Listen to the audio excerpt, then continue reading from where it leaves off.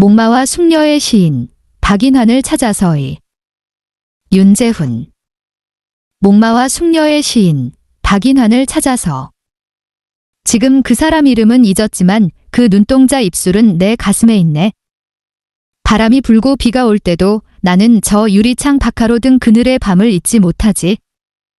사랑은 가도 옛날은 남는 것. 여름날의 호숫가 가을의 공원. 박인환 시선집 1955. 서울 문학기행 광화문 거리. 촬영 윤재훈 기자. 이모작 뉴스. 윤재훈 기자. 70년대 산업화 시대를 거치면서 우리의 조국은 참 많이도 변했다.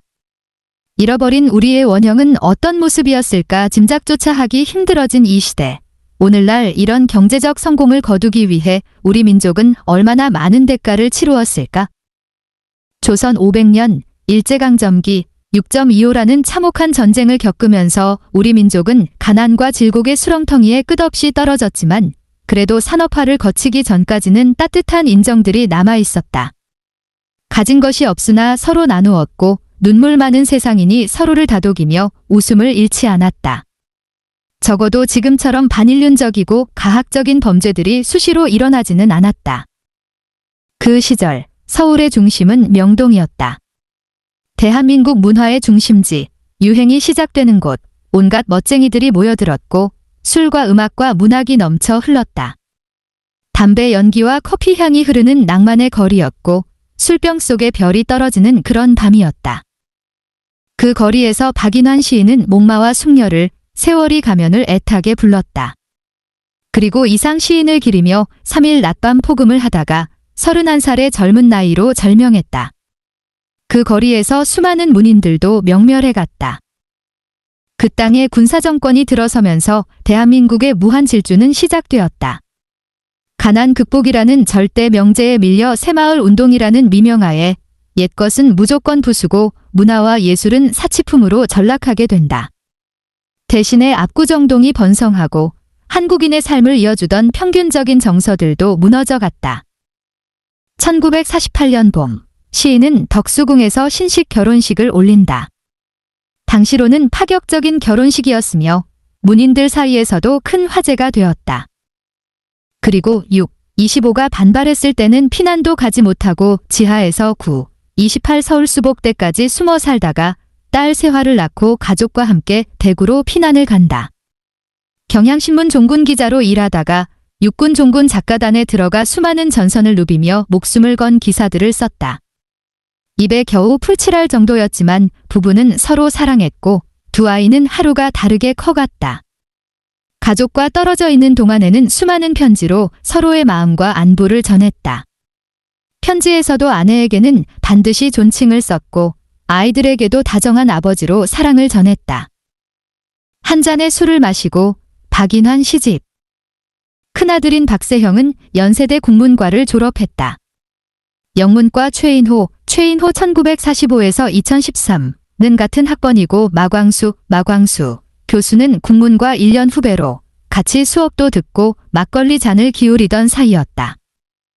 서점을 치운 시인은 목마와 숙녀라는 시가 박인희의 음울한 목소리에 의해 전파를 타면서 10만 부 이상 나가는 흔치 않은 시집이 되었다.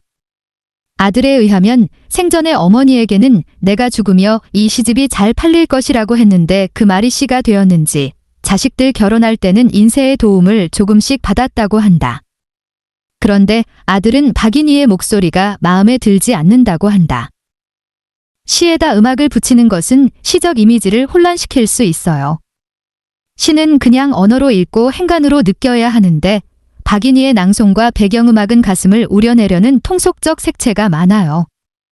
괜히 아버지 생각을 왜곡시켜 놓은 것이 아닌지 몰라요. 필자도 그 말에 동의한다. 일견 시는 시, 날 것으로 독자들이 생생하게 대하고 거기에서 나름대로 의미를 느껴야 하는데 애처로운 음악과 가수의 감미로운 목소리가 시의 다른 외피를 씌우고 멜랑꼬리하게 우리 세대가 받아들인 것은 아닌가 하는 반성이 일기도 한다. 시인은 서점을 하면서 그곳을 드나들던 지금의 아내 이정숙 씨와 운명적으로 만난다. 그 시절 박인환은 키가 180cm나 되는 무척 큰 키였는데 부인도 170cm로 농구선수 출신이었다고 하니 자식들도 무척 클 것 같다. 장인이 은행 직원으로 비교적 부유한 가정에서 자랐던 아내와의 사이에서는 2명의 아이가 있다. 또한 평생 앙숙이었던 김수영 시인의 부인과는 숙명여고 같은 반 친구였는데 결혼 뒤에 만나 서로 놀랬다고 한다.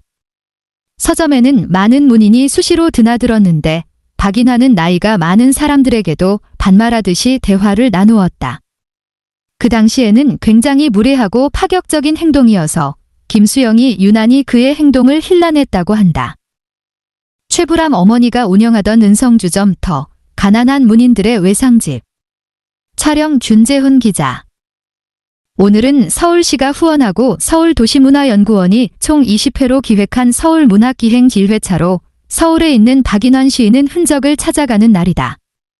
오전부터 햇살이 따가웠지만 을지로역 앞에 대략 30여 명의 사람이 모였다. 사무국장은 아마도 오늘 코스를 종일 유튜브로 중계할 모양인지 음향기기들을 설치하느라 부산하다. 진행은 안양대 국문학과 교수인 맹문재 시인이다. 20회 여정의 문을 여는 제1회 진행을 맡아 약간 부담감이 들 듯도 하다. 하지만 맹 교수는 박인환에 관한 책도 여러 권 낸 전문가이니 오늘 시인의 일대기를 자세하게 들을 수 있을 것 같아 어린 시절 목마와 숙녀라는 시를 좋아하는 나로서도 기대가 된다. 20대 초반 음울한 음악다방에 앉아 DJ에게 메모지로 신청하던 그 추억이 나를 행복하게 한다. 1950년대 명동에 있던 은성주점으로 가는 길은 아직 정오가 되려면 멀었는데도 벌써 볕이 뜨겁다. 그곳은 최불암 어머니가 운영하던 곳이었는데 그 시절 가난한 문인들이 외상술을 먹으면 그 이름을 쓰지 않았다고 한다. 외상갑 창부를 보며 미워하는 마음을 갖지 않기 위해서였을까? 맹문재 교수도 그렇게 짐작하는 모양이다. 은성대포집에서 박인희가 불려 유명해지며 명동의 엘레지로 통했던 세월이 가면이라는 시가 쓰여졌다. 지금 그 사람 이름은 잊었지만 그 눈동자 입술은 내 가슴에 있네. 바람이 불고 비가 올 때도 나는 저 유리창 박하로 든 그늘의 밤을 잊지 못하지. 사랑은 가도 옛날은 남는 것 여름날의 호숫가 가을의 공원 그 벤치 위에 나뭇잎은 떨어지고 나뭇잎은 흙이 되고 나뭇잎에 덮여서 우리들의 사랑이 사라진다 해도. 지금 그 사람 이름은 잊었지만 그 눈동자 입술은 내 가슴에 있네. 내 서늘한 가슴에 있네. 박인환 시선집 1955. 가족. 촬영 준재훈 기자. 을지로 입구 외환은행 본점 건물을 왼쪽으로 끼고 명동성당 쪽으로 비스듬히 뻗어간 길을 걷다 보면 낡고 앙상한 3층 건물이 있었다. 그 건물에 한때는 세월이 가면이라는 카페가 있었고 전후, 명동 시절에는 문인들의 사랑방 노릇을 하던 명동사롱이 있었다. 박인환은 여기에서 친구들을 만나고 취기가 돌면 건너편에 새로 생긴 대포집인 근성으로 갔다. 그리고 몇 명의 친구들과 술을 마시다 가수이자 배우이며 백치 아다다를 불러 유명해진 나혜심에게 노래를 청했지만 그녀가 끝내 빼는 바람에 같은 자리에 있던 이진섭이 제안을 했다. 인환이 네가 시를 쓰면 내가 곡을 붙이겠다고. 즉석에서 시가 쓰여지고 이진섭도 샹송풍에 곡을 붙여 흥얼거렸다. 그 혼돈 속의 시절, 누구나 가슴 속에 있었지만 단어로 규정해내지 못한 그 눈동자와 입술이 자연스럽게 태어난 것이다. 그리고 나혜심이 노래를 불렀다. 잠시 후 나혜심과 송지영은 돌아가고 임만섭과 이봉구가 합석을 했다. 우렁찬 성량과 미성으로 임만섭이 노래를 부르자 길 가는 행인들이 술집 앞으로 모여들고 즉석 리사이틀이 벌어졌다.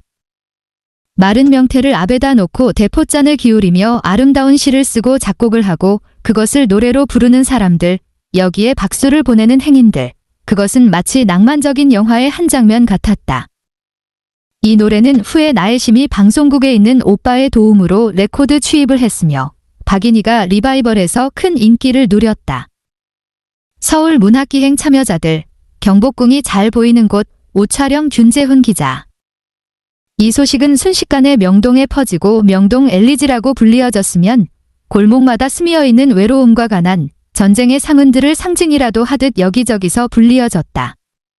명동 백작인 이봉구는 시대의 증인이 되어 자신의 소설에 이 장면을 그려 넣었다.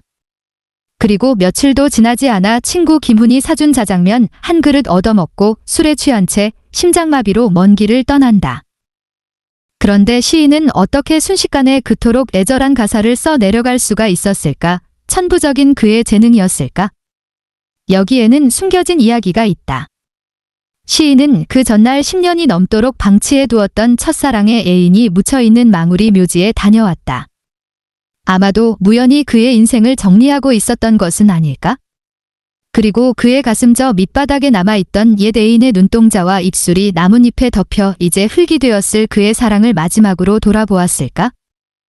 순결한 꿈과 희망으로 부풀었던 그녀와의 시간. 어쩌면 그는 무언가를 직감하고 그녀의 무덤을 찾았을까? 그리고 마지막 작별을 고했을까? 한국의 버지니아 울프를 소개했던 사람, 그 시절의 패시미즘을 얘기했던 시인, 우리의 국어책에서 마주했던 시, 만년필을 찻집에 저당 잡히고 대포집에서는 외상 술값이 밀리고 봄날이 오도록 세탁소에 맡긴 봄 코트도 찾아 입지 못한 채 두꺼운 겨울옷을 입은 채로